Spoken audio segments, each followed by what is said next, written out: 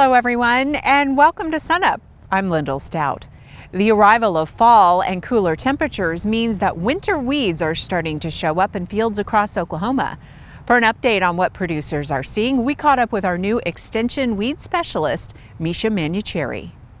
Yeah, so in winter canola and winter wheat, both of those crops are probably in the ground by now, and we're starting to see emergence of our winter annual weeds. So a lot of our winter annual mustards, shepherd's purse, evening primrose is out, henbit is out. It's a troublesome weed in canola.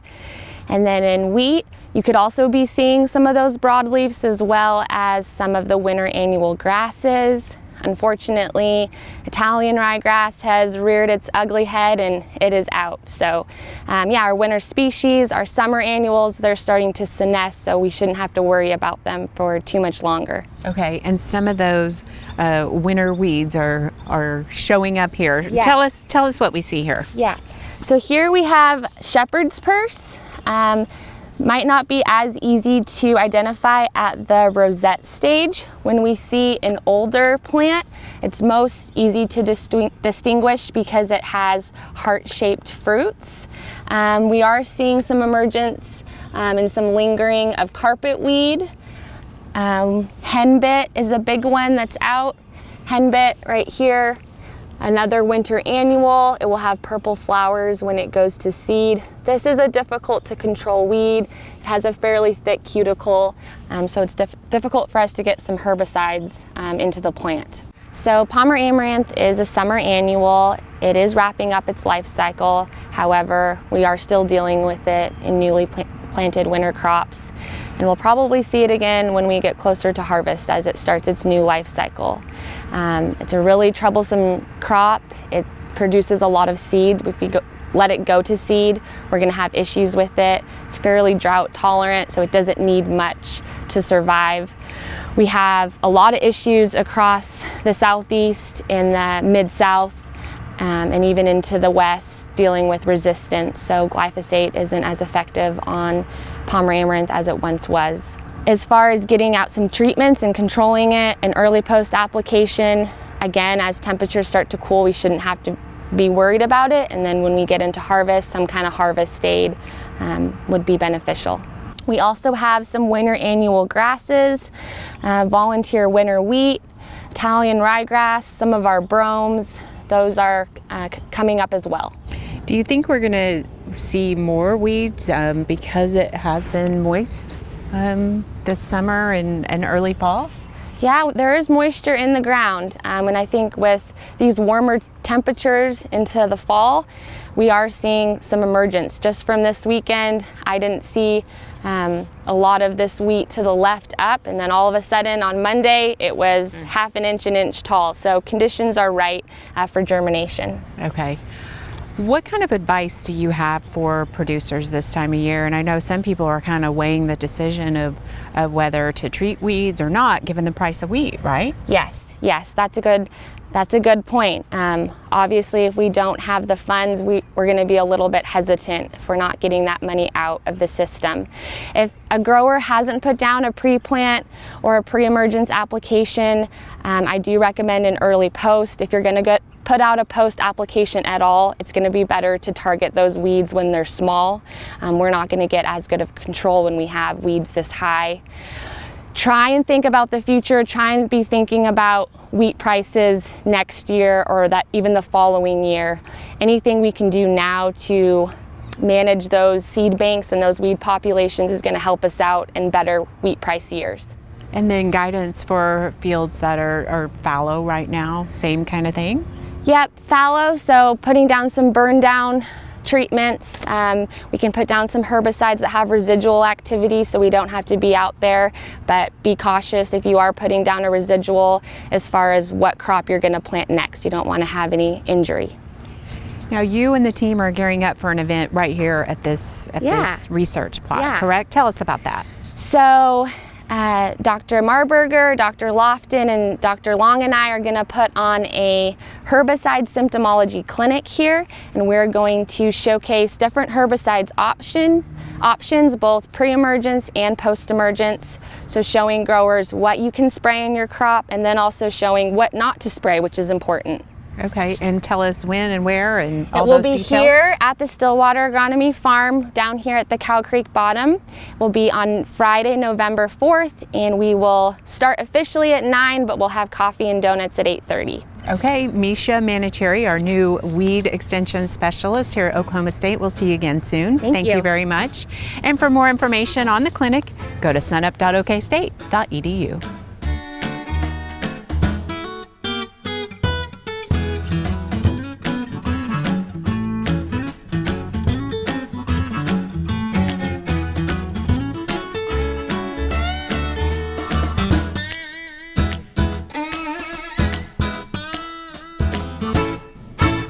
I'm Al Sutherland with your Mesonet weather report. Summer is hanging on tight this year. We got proof of this on Sunday and Monday. On Sunday, we finished out the day with 3 Mesonet sites over 100 degrees: Beaver, Slapout, and Buffalo. Slapout warmed to 102 degrees. Sunday, the lowest afternoon high was 83 degrees at Mount Herman in McCurtain County. Beaver had the distinction of going from 41 degrees Sunday morning to 101 degrees Sunday afternoon. Beaver had a 60-degree change within 8 hours. On Monday, 4 Mesonet sites pushed 100-degree temperatures: 100 at Mays Ranch, 101 at Beaver and Slapout, and the winner for Monday's high, Buffalo, at 102 degrees. The lowest afternoon high was 84 degrees at Westville and Cookson. Tuesday was cooler, with afternoon highs ranging from a low of 71 at Boise City to 92 at Lane and Antlers. The cold front that moved through on Tuesday could be seen nicely on a map of wind gusts. The blue areas show where the front was at 3:45 Tuesday afternoon, along a line from Muskogee to Ada to Ardmore. You can see the southerly winds south and east of a line, and northerly winds north and east of that line. Out in the western panhandle, the winds were wrapping around and coming out of the south again, just to keep everyone on their toes, especially firefighters. The relative humidities on Tuesday in the panhandle were in the teens. Firefighters get concerned when humidities drop below 30%. At 3 p.m. Tuesday, the burning index in the dark orange areas was running 40 to 59. Fires that might have started in those areas would have had a flame height of 4 to 6 feet at the head of the fire. And checking on the outlook through the end of October, it looks like we will continue on the warm side. A large portion of the U.S. has a higher chance of being warmer than normal. The good news is there is a higher chance of above average rainfall as we end the month. Rain has been in short supply in October. On Tuesday, we had to go back 2 weeks to October 4th to find some significant rainfall, and it makes for some very dry conditions in parts of Oklahoma. A map of soil moisture through Monday shows how dry the entire panhandle is for plant available water down to 16 inches. Dry areas were also popping up in central Oklahoma and the southeast. Woodward and Idabel had exactly the same percent of plant available water down to 16 inches, only 7%. How often can we say Idabel is as dry as Woodward? That's a rarity. Thanks for watching this edition of the Mesonet Weather Report.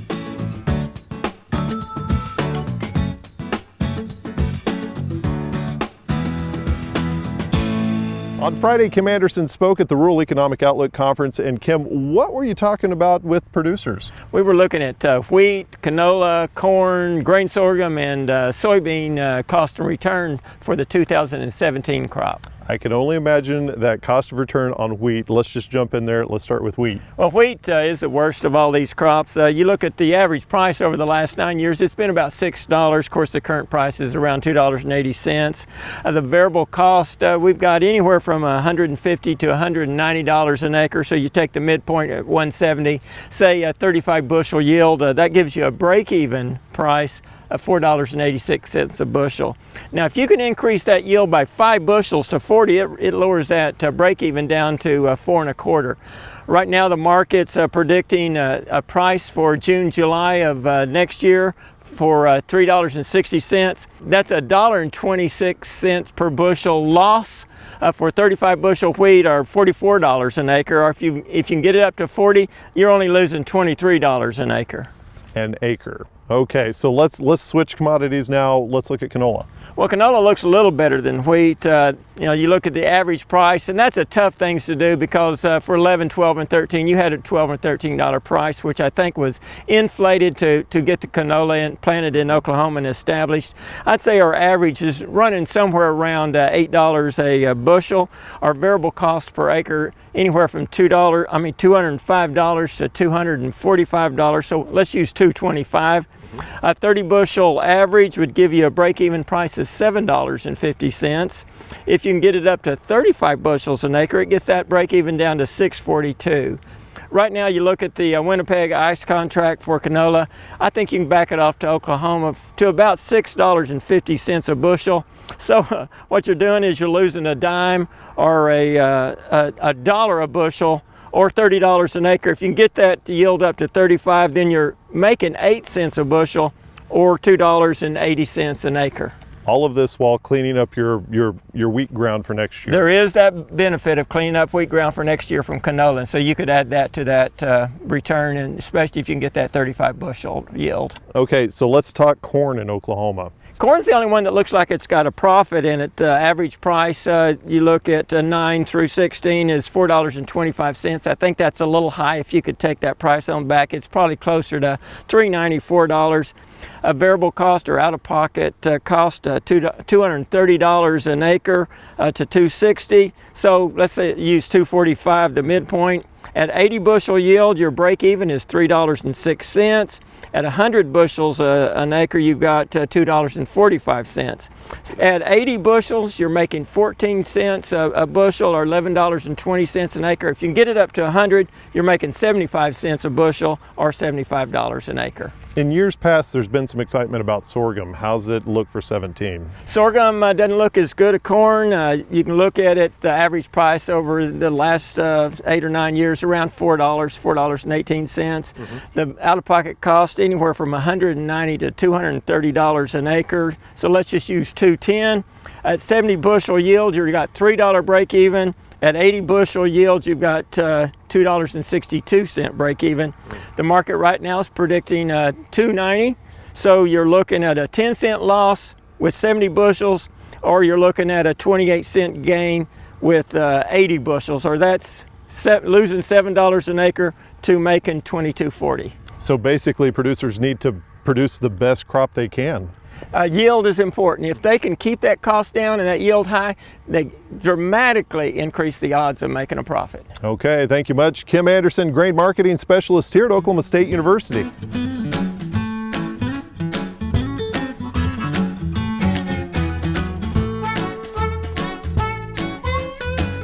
Last week on the Cow-Calf Corner, we spent a lot of time talking about the importance of body condition of cows and trying to shoot for a proper body condition at calving time next spring.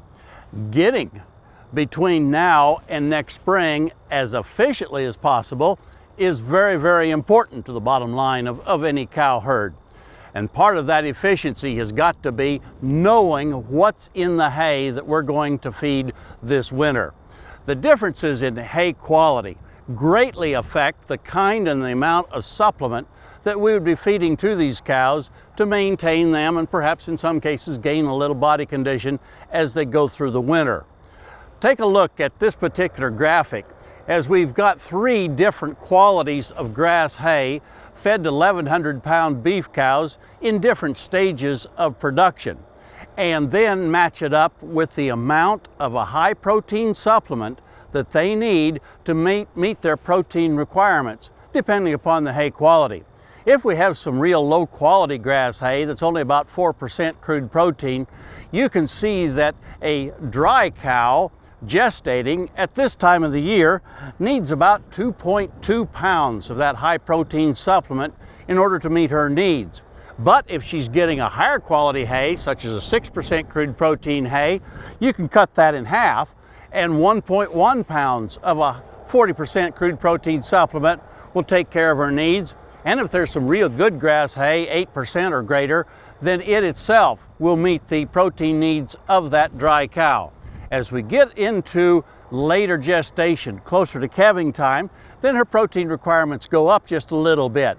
And look at the difference again in the amount of supplement that we need. If we've got that real low protein hay, that 4% hay, it's going to take 3 pounds or more of that 40% crude protein supplement to meet her needs. Or if it's a little better hay, 6% crude protein, again, it's almost in half at 1.7 pounds per head per day. And again, that real high quality grass hay will meet her needs. Now that's just protein only. I think we should point out that as we get into more serious winter weather and a little closer to calving, her energy requirements will go up as well, and we may have to change over to a lower protein supplement and go in higher amounts. As we get into calving time and those requirements for that beef cow go up rather dramatically, then the quality of the hay really affects the amount of supplement that we're going to need, and quite frankly, our wallet and the amount of expense that we're going to put into those cows. Take a look at the early lactation needs of the cows that are consuming real low quality roughage, 4% crude protein.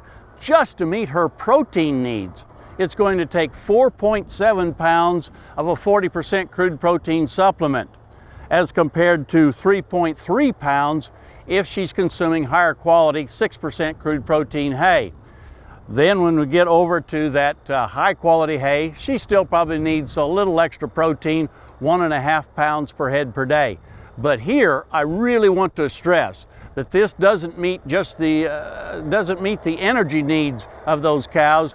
We would have to double this amount of supplement when we go to that lower protein, say a 20% protein supplement. We'd have to have twice as many pounds per head per day to meet the energy needs of these cows after they calve. It's so important that we know what's in that hay that we're feeding this winter so that we can match the protein supplement up to the forage that those cows are eating and be able to get those cows through the winter as efficiently as possible and still meet our target of a body condition score 5 to 6 for adult cows at calving time. Just like the credit card commercial says, what's in your hay? Hey, we look forward to visiting with you again next week on SUNUP's Cow-Calf Corner.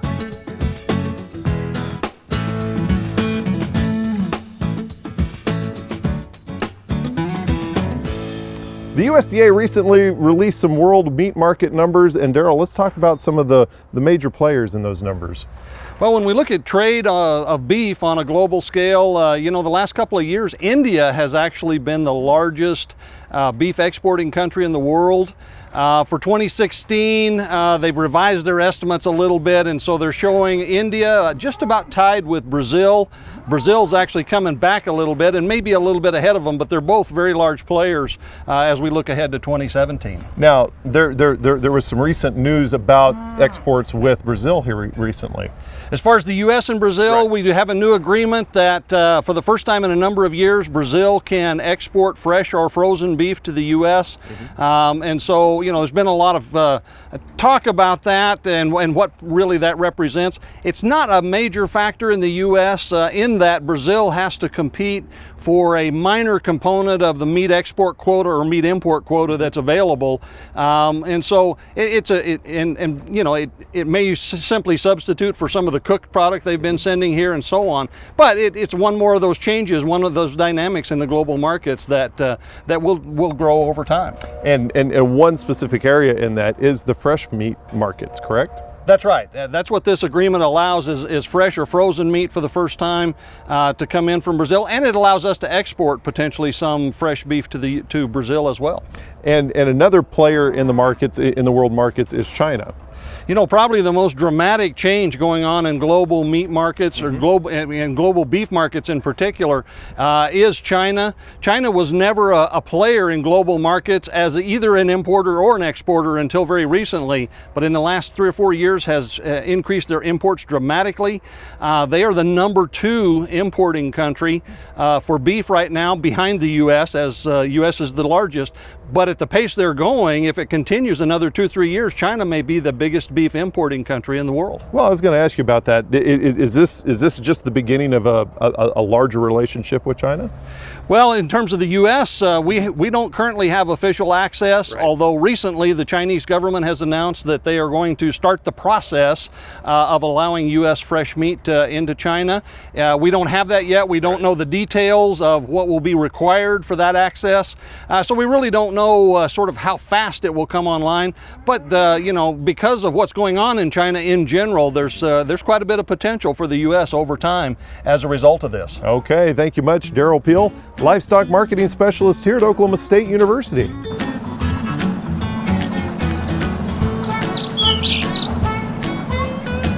I receive a lot of phone calls from people who are quite upset about having aquatic plants in their pond, and I can understand that. When a plant gets to the point where it's, say, covering 50% of the pond or more, definitely you have a problem. But sometimes I need to caution our pond owners that there is such a thing as going too far. If you totally clean up a pond, so to speak, and get rid of all of the aquatic plants, you're probably going to be unhappy with the consequences of that action. It's not going to be possible in the long term to maintain a pond that's free from plants. You are going to have to do repeated herbicide applications, and you may begin to see some negative effects from the lack of plants in your pond. It's quite common on windswept ponds to have someone go in and remove the plants on the edge of the pond and open the shoreline up to erosion. You can begin to see a little bit of a loss of land and a muddiness problem developing in the pond. In other ponds that are not windswept, the absence of higher aquatic plants tends to promote the bloom of phytoplankton. So you may be trading one undesirable appearance for another undesirable appearance. You may have an algal scum problem. You may have filamentous algae or planktonic algal scums instead of the rooted higher plants. So please be aware that total elimination of aquatic plants is almost always a bad idea. Normal coverage of a pond might be something on the order of 20%. The plants offer benefits not only in terms of erosion prevention and prevention of muddiness and prevention of phytoplankton blooms to excess, but they also provide a place of shelter and cover for the smaller fish to escape from the bass. And they also provide a feeding grounds for those smaller fish in which insects can develop. So please think twice before you work to eliminate 100% of the plants in your pond.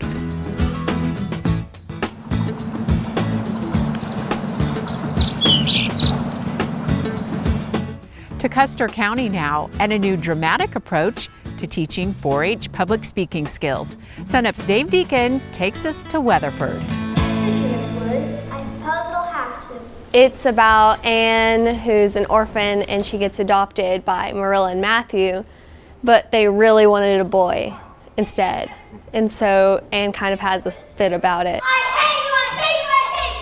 And they decide to keep her anyway because she's fun and she's funny. Well, I'm just a crazy little girl that is an orphan all her life, and then she comes to this place that's really beautiful and she loves it, but they didn't want her because she's not a boy. They asked the different schools in Weatherford if they would want to watch it, and today was East Elementary. It's great for any exposure we can get for our students outside of the norm, because that may be the thing that just inspires somebody when they get a little bit older to join 4-H. Or to go into drama, or to join band, and we want everyone to have those opportunities. The fine arts are taking center stage in Custer County. One of my 4-H'ers, Madison Stevens, she kind of adapted the play Anne of Green Gables, and she actually cast the members this summer during a performing arts camp. The book helped me to write this play. Anne is an 11-year-old girl who's an orphan. So I just took some of the things from the book Anne of Green Gables and I put it into a play format, but it had to make it run smoothly. I'm a 14-year-old boy, and I tease the girls a lot. Carrots, carrots. And apparently I'm handsome. Aunt Shirley, what does this mean? Everyone plays a part in the show, even the family members who help memorize lines.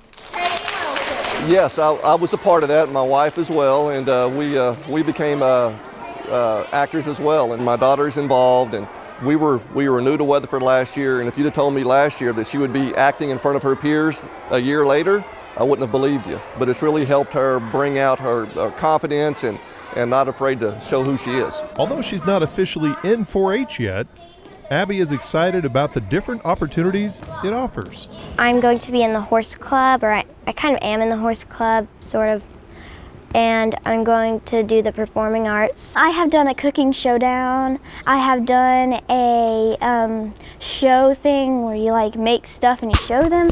I've done that with lipstick, making lipstick out of crayons. Putting on a production not only pushes people out of their comfort zones, but it also builds leaders who have to find help to put on a show. And there was a little financial help thanks to a grant. It's the 4-H Enhancement Grant, and I applied for it pretty much just as soon as I thought I'd do the performing arts camp. It's supposed to promote 4-H and get more people to join 4-H. And it was $500, and they used that money to kind of offset some of the costs of the play, and whether it would be costumes, scenery. She really utilized the full amount of that grant for this. Miss Wood, it seems there's been a mistake about this little girl. Some of them got outside of their comfort zone even more than they have in the past, which is every time you get out, you kind of expand your bubble a little bit. So it's always about expanding the bubble to the next level. A lot of them are a lot younger than me. They can help lead the program and do more events like this because they know how much fun it is. From Weatherford, I'm Dave Deacon. Thanks so much for joining us this week for SUNUP. Remember, you can find us anytime online on our website and also our YouTube channel and social media. I'm Lyndall Stout. Have a great week, everyone, and remember, Oklahoma Ag starts at SUNUP.